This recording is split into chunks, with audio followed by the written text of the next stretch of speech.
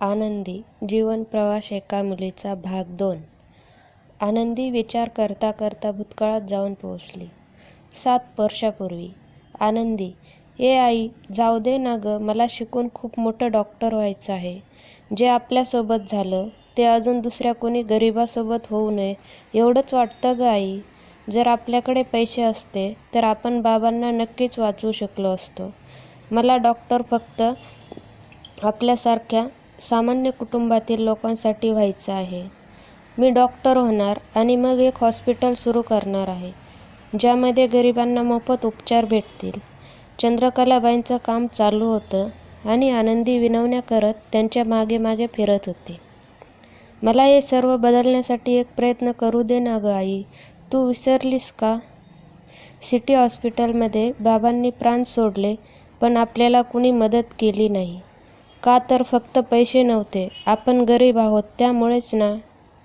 आनंदी बोलली तसं तिच्या आईच्या डोळ्यात टचकन पाणी आलं आणि तिला साधारणतः वर्षभरापूर्वी घडलेला तो प्रसंग आठवला. एक दिवस सकाळी आनंदीचे बाबा वेदनेने विव्हळत होते. त्यांचं खूप डोकं दुखत होतं आणि त्यानंतर ते चक्कर येऊन पडले. त्यामुळे त्यांना सिटी हॉस्पिटलमध्ये नेण्यात आले होते. तिथं तपासण्या झाल्यानंतर डॉक्टरांनी ब्रेन ट्यूमर असल्याचे सांगितलं होतं. कॅन्सर शेवटच्या टप्प्यात येऊन पोहोचला होता. त्यांची लगेच शस्त्रक्रिया करावी लागेल असं डॉक्टरांनी सांगितलं होतं. त्यासाठी 10 लाख रुपये खर्च येणार होता. ही रक्कम एका सामान्य कुटुंबातील माणसासाठी खूप मोठी होती.